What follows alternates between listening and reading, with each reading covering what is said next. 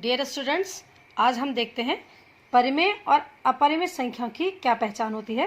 परिमेय यानी rational numbers, जिन संख्याओं को हम p अपॉन क्यू के रूप में लिख सकते हैं, जहां q को 0 के बराबर नहीं होना चाहिए, q does not equal to 0, और p और q को दोनों को ही पूर्णांक होना जरूरी है। उस केस में हम इन संख्याओं को कहते हैं परिमेय संख्याएं। ठीक है, जैसे कि जितनी भी पूर्ण संख्याएं हैं 0, 1, 2, 3, 4, इन सब को हम परिमेय संख्या ही मानते हैं, क्योंकि इन सब के अपॉन में आप जो है 1 1 लिख करके इन्हें p अपन q का रूप बना सकते हैं। p अपन q, p अपन q, तो ये सारी जितनी पूर्ण संख्याएं हैं वो सभी की सभी परिमेय संख्या काउंट होती हैं। इसी प्रकार से आपको प्राकृतिक संख्याएं भी परिमेय संख्या आप काउंट कर सकते हैं, क्योंकि जितनी भी प्राकृतिक संख्या है 1, 2, 3, 4, इन सब के भी आप अपॉन में अगर 1 लिखते हैं तो ये p अपन q के रूप की हो जाती हैं। इस प्रकार से ये जो है परिमेय संख्याएं हैं। ठीक है, अब आई बात, यदि आपको कोई क्वेश्चन दिया होगा कि जिसमें पॉइंट लगा होगा और उस पॉइंट के बाद आपको देखना पड़ेगा कि ये परिमेय संख्या है या नहीं है, तो इसकी पहचान हम कैसे करते हैं देखेंगे। दो प्रकार से इसकी पहचान होती है, या फिर दशमलव के बाद पॉइंट के बाद जो अंक हो उसके बाद कोई रिपीटेशन ना हो, पॉइंट के बाद एक कोई संख्या ना आ रही हो। ठीक है, तो उसे हम बोलते हैं शांत दशमलव। दूसरा, यदि पॉइंट के बाद संख्या आ तो रही हो बार बार लेकिन एक जैसी एक ही क्रम में आ रही हो, रिपीट कर रही हो, तो वो भी परिमेय संख्या कहलाती है। जैसे हम देखते हैं 1/2 को, ये एक परिमेय संख्या है। क्यों? क्योंकि जब हम 2 से 1 को डिवाइड करते हैं तो भाग की क्रिया समाप्त हो जाती है 0.5 के बाद। देखेंगे इस केस में हम इसे बोलते हैं शांत दशमलव, यानी कि टर्मिनेटिंग डेसिमल है। यहाँ पर भाग की क्रिया समाप्त हो गई है तो इसे हम परिमेय संख्या कहेंगे। इसी प्रकार से 1/8 भी शांत दशमलव है, यहाँ पे भी टर्मिनेटिंग डेसिमल है, तो इस प्रकार से ये भी एक परिमेय संख्या बन गई। अब देखते हैं 2/11 को, जब हमने 11 से 2 को डिवाइड करना है तो हम देखते हैं कि भाग देने के बाद भाग की क्रिया कभी समाप्त नहीं होती है, यानी कि ये नॉन एंडिंग है, यानी समाप्त कभी नहीं होने वाला। तो हम जब देखते हैं कि पॉइंट के बाद आने वाले डिजिट्स कैसे हैं, यहाँ देखते हैं 18 के ऊपर बार लगा हुआ है, यानी 18 18 18 18, बार 18 आता है, रिपीट हो रहे हैं 18, तो इस प्रकार से ये आवर्ती दशमलव हो गया, यानी कि ये कैसे हैं, रिपीटिंग डेसिमल्स हैं, रिकरिंग या रिपीटिंग डेसिमल्स।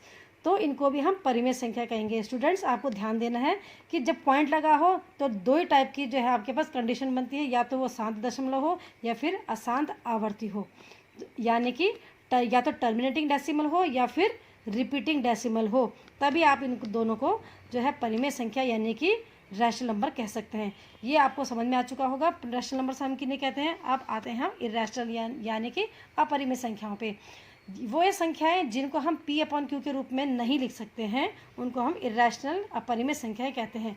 p और q दोनों को पूर्णांक होना बहुत ज़रूरी है, तभी ये जाकर के जो है परिमेय संख्या कहलाती है, अदरवाइज ये परिमेय संख्या नहीं बल्कि अपरिमेय संख्या हो जाएंगी। ठीक है, अब देखते हैं, जैसे कि एक उदाहरण लेते हैं, जैसे √3 है। √3 हम जानते हैं कि √3 है, और √3 कोई भी पूर्णांक नहीं है, और यदि तुम इसके अपॉन में 1 लगा भी दोगे तो ये जो है एक प्रकार की अपरिमेय संख्या ही काउंट होगी, परिमेय नहीं होगी। चाहे ये p अपॉन q के फॉर्म का बन रहा है, लेकिन ये अपरिमेय है। क्यों? वजह यही है कि जो इसका अंश है, न्यूमरेटर है, वो जो है पूर्णांक नहीं है। ठीक है, इसी प्रकार से √23 को भी हम अपरिमेय संख्या बोलते हैं, और पाई को भी हमने अपरिमेय संख्या ही माना हुआ है। ये सारी की सारी संख्या हैं, ये इरैशनल नंबर्स हैं। दूसरा, हम जो है पॉइंट के हिसाब से हम देखना चाहते हैं कि ये रैशनल है या इरैशनल है। रैशनल के बारे में आप समझ चुके हैं, या तो शांत दशमलव हो या फिर ये आवर्ती दशमलव हो। ठीक है, या तो टर्मिनेटिंग डेसिमल हो या फिर रिकरिंग डेसिमल हो। लेकिन जब ना तो टर्मिनेटिंग होगा ना ये रिकरिंग होगा, यानी कि ना तो टर्मिनेटिंग है ना तो शांत है ना ये आवर्ती है, तो फिर क्या है, ये अशांत अनावर्ती है। उस केस में हम जो इस प्रकार की जितनी भी संख्याएं होंगी सबको हम अपरिमेय ही काउंट करेंगे, इरैशनल नंबर्स को काउंट करेंगे। ठीक है, अभी मैं बताऊंगी कि ये किस प्रकार से अशांत अनावर्ती हो जाते हैं। देखो स्टूडेंट, कई बार आपने देखा होगा भाग देने के बाद भी भाग की क्रिया समाप्त नहीं होती है, बार बार भाग देते जाएंगे, कुछ ना कुछ रिमाइंडर शेषफल आता रहेगा। ठीक है, और जब हम देखते हैं भागफल में क्वेश्चन में देखते हैं कि पॉइंट के बाद जो है कई बार डिजिट्स रिपीट नहीं होते हैं। जैसे कि ये बताती हूँ मैं आपको, 1.10 100 1000, इस टाइप से ये आगे बढ़ रहा है प्रोसेस। तो आप देखते हैं इसमें जो है कि कोई भी डिजिट जो है एक जैसा रिपीट नहीं हो रहा है। 10 के बाद 100 आ जा रहा है, फिर उसके बाद 100 आ जा रहा है, मतलब ये जो है जो रिपीटिंग डेसिमल नहीं है, अशांत अनावर्ती है, इस वजह से ये जो संख्या बन गई अपरिमेय संख्या बन जाती है। अब आपकी कुछ एक एक्सरसाइज है 1.3, उसका हम क्वेश्चन नंबर 9 को देखते हैं। इससे आपको और अच्छे से क्लियर हो जाएगा परिमेय और अपरिमेय संख्याओं के बीच में क्या डिफरेंस है, क्या अंतर है, इनके बारे में आपको अंतर करना समझ में आ जाएगा। देखेंगे जैसे √23 है, आपने √23 का जैसे आपने ये वर्गमूल लिया है, यहाँ देखेंगे इसका हमने जब वर्गमूल लिया, सबको वर्गमूल लेना आता है, हमने देखा वर्गमूल लेने के बाद क्या आता है आंसर 4.79583 सो ऑन। इसके मतलब ये अभी पूरा नहीं हुआ है, और यहाँ पे भी देखते हैं पॉइंट के बाद कोई भी डिजिट रिपीट नहीं हो रहा है, तो ये किस प्रकार का दशमलव हो गया, अब आप समझ सकते हैं किस प्रकार का डेसिमल है, नॉन एंडिंग नॉन रिपीटिंग, यानी कि अशांत अनावर्ती। तो इस प्रकार से हम इसे कह सकते हैं ये कैसी संख्या है, अपरिमित संख्या है, इर्रेशनल नंबर है। नेक्स्ट क्वेश्चन पे आते हैं हम। √225 ये किसका स्क्वायर रूट होता है, 15 का, सब जानते हैं। और 15 क्या है, एक प्रकार की प्राकृतिक संख्या है, नेचुरल नंबर है। इसके अपॉन में अगर आप 1 लिख देंगे तो ये एक प्रकार की P/Q का फॉर्म बन जाएगा, यानी ये परिमेय संख्या है, तो इसको भी आप परिमेय संख्या कहेंगे। नेक्स्ट है हमारे पास 0.3796। इसमें आप देखते हैं ये जो दशमलव का प्रसार है वो क्या है, शांत है, यानी कि क्या हो गया यहाँ पे, ये टर्मिनेटिंग डेसिमल है, और टर्मिनेटिंग डेसिमल होने की वजह से ये जो संख्या है ये क्या बन गई, परिमेय संख्या हो जाती है।